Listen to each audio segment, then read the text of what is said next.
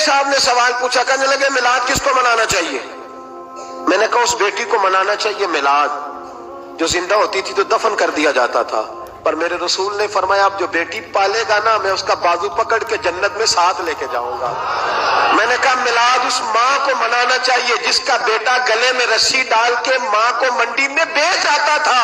میرے مصطفیٰ کریم نے فرمایا جنت 7 آسمانوں کے اوپر سدرۃ المنتہا کے پاس تھی، پر میں نے وہاں سے کھینچ کے لا کے ماں کے قدموں کے نیچے رکھ دی ہے۔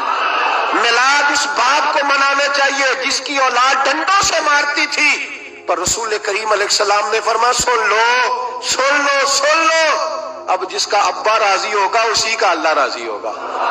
میں نے کہا میلاد اس غریب کو منانا چاہیے جو بھینس کی طرح بکری کی طرح منڈی میں بکتا تھا، پر مصطفیٰ نے کالے رنگ والے حبشی غلام کو سینے سے لگا کے کہا غریبوں کو چھوٹا نہ سمجھنا، میں اللہ کا رسول جب جنت میں جاؤں گا تو آگے بھی غریب ہوں گے، پیچھے بھی غریب ہوں گے، دائیں بھی غریب ہوں گے، بائیں بھی غریب ہوں گے۔ فرمایا امیر ویٹنگ لسٹ میں ہوں گے، 500 سال بعد جنت میں جائیں گے، غریبوں کے لیے جنت کے دروازے 500 سال پہلے ہی کھلوا دوں گا۔ اسے منانا چاہیے، میلاد منانا چاہیے۔ اور میں نے کہا مولوی سن، تجھے پوچھتا کوئی نہ، تیرا ذکر کوئی نہ کرتا، لیکن تو ممبر پہ بیٹھا ہے، تو محمد عربی کے نام کا کھا رہا ہے، تو علی کے نام کا کھا رہا ہے، تو عمر عثمان اور ابو بکر کے نام کا کھا رہا ہے، تو حسنین کا صدقہ کھا رہا ہے۔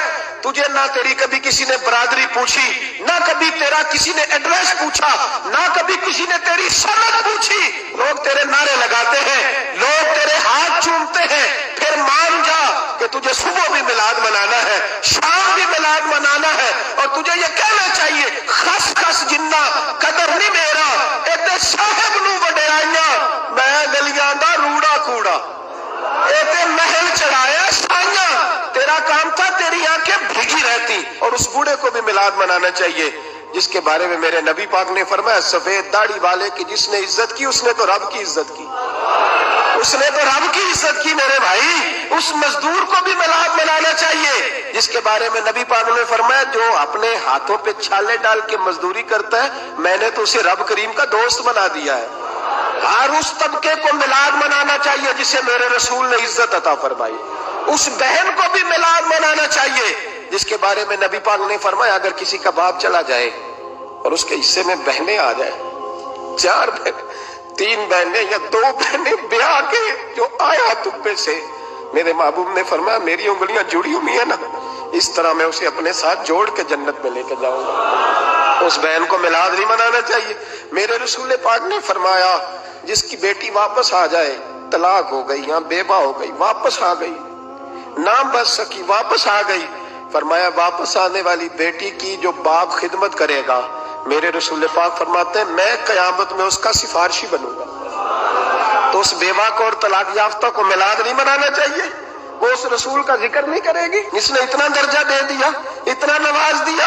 اور تجھے تو صبح و شام میلاد میلاد کرنا چاہیے تھا، تجھے تو صبح و شام درود درود کرنا چاہیے تھا، سلام کے گجرے بھیجنے چاہیے، یا رسول اللہ کہتے تیری زبان جو ہے وہ ہر وقت تر رہنی چاہیے تھی، تو بحث کر رہا ہے، تو اس پہ دلیلیں دے رہا ہے، تو اس پر باتیں کر رہا ہے۔ حضرت عمر سے پوچھنا، حضرت عمر سے، جناب اسامہ بن زید رضی اللہ تعالیٰ عنہ حضور کے غلام تھے، نبی پاک ان سے بڑا پیار کرتے تھے۔ ایک جنگ میں پیسے آئے تو حضرت عمر فاروق رضی اللہ تعالیٰ عنہ نے 25,000 دیا اپنے بیٹے کو، اور اسامہ بن زید کو 50,000 دینار دیے۔ بیٹا کہنے لگا ابا جی وہ تو چھوٹے ہیں میں بڑا ہوں، وہ حضور کے زمانے میں بچے تھے میں جہاد کرتا تھا، یہ آپ نے کیا کیا؟ تو حضرت عمر رو پڑے، کہنے لگے بیٹا یہ تیرے باپ کے سر پر جو عزت کے بال ہے یہ مصطفیٰ کے اگائے ہوئے ہیں۔ یہ نبی پاک، اسامہ سے نبی پاک کا پیار بڑا تھا، حضور کی محبت بڑی تھی۔ بیٹا اس کے ناک سے ریٹ نکلتی تھی تو رسول پاک اپنے ہاتھوں سے صاف کر دیتے تھے، حضور اس کو گود پہ بٹھاتے تھے۔ میں کیسے بھول جاؤں رسول پاک کے احسانات کیسے۔ حضرت عمر جا رہے تھے تو مکے کے رستے میں ایک تنا آیا، کھجور کا خشک تنا، حضرت عمر نے اس کو بازوؤں میں لے کے رونا شروع کر دیا۔ عمر کیا ہوا؟ کہنے لگے یہاں تو میں اونٹ چرایا کرتا تھا، یہاں اور میرا باپ مجھے مارا کرتا تھا، دیکھو آج عمر نعرہ لگاتا ہے تو کیسر و کسرا کام، او بھائی اصلہ نال جے نیکی کریے، ہاں اصلہ نال جے، اصلہ نال جے نیکی کریے، تے وہ نسلاں تاک نہیں بھول دے ہاں بے اصلاں نال نیکی کریے تے پھل کنڈیاں نال تول دے. اور سن تیری دنیا بھی حضور کے صدقے بنی اور تیری قبر میں بھی کوئی ساتھ نہیں جائے گا, کوئی ساتھ نہیں جائے گا. قبر میں بھی مصطفیٰ کریم صلی اللہ ہو.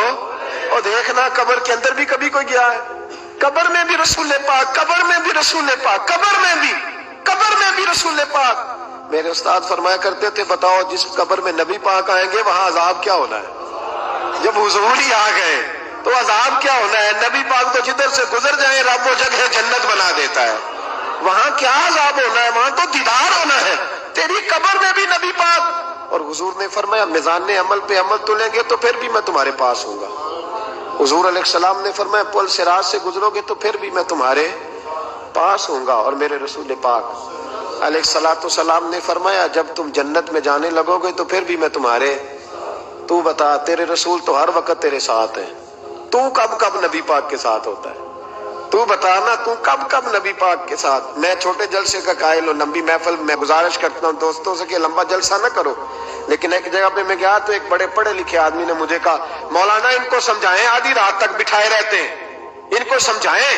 میں نے کہا میں سمجھاؤں گا پر آپ بھی ذرا اپنا لب و لہجہ تھوڑا دھیما کریں. تو پوری رات نہیں نبی پاک کے لیے جاگا اور میرے رسول تو ساری حیات تیرے لیے جاگتے رہے, ساری رات محبوب نے. کیا کہتے ہیں بریلی کے امام اعلی حضرت فرماتے ہیں ان کی مہک نے دل کے غنچے کھلا دیے, وہ جس راہ چل دیے ہیں کوچے بسا دیے ہیں, میرے کریم سے کر قطرہ کسی نے مانگا دریا بہا دیے, دربے بہا دیے ہیں. اور اللہ کیا جہنم اب بھی نہ سرد ہوگا؟ اللہ کیا جہنم اب بھی نہ سرد ہوگا؟ رو رو کے مصطفیٰ نے دریا بہا دیے, رو رو کے مصطفیٰ نے. اور پھر کہنے لگے رو رو کے مصطفیٰ نے ان کے نثار کوئی کیسے ہی رنج میں ہو جب یاد آ گئے ہیں سب غم بھلا دیے, جب یاد آ گئے ہیں سب غم. اسی لیے تو ہم کہتے ہیں میلاد کھل کے مناؤ.